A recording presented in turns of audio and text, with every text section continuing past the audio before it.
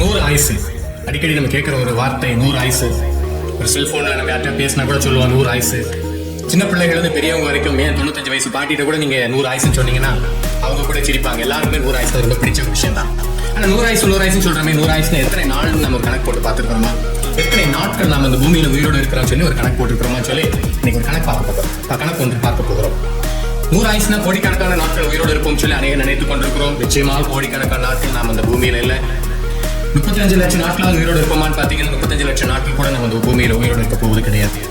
சரி, அப்புறம் 1 லட்சம் நாட்களாக உயிரோடு இருப்போமா? இல்லவே இல்லை. 1 லட்சம் நாட்கள் கூட நமக்கு அந்த பூமியில நம்ம உயிரோடு இருக்க போவது கிடையாது. சரி, 50,000 நாட்களாக உயிரோடு இருப்போமா?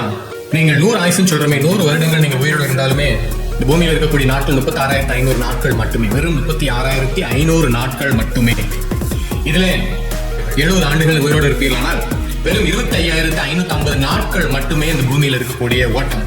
பயமா இருக்கா? அநேகர் அதை சிந்திப்பதில்லை.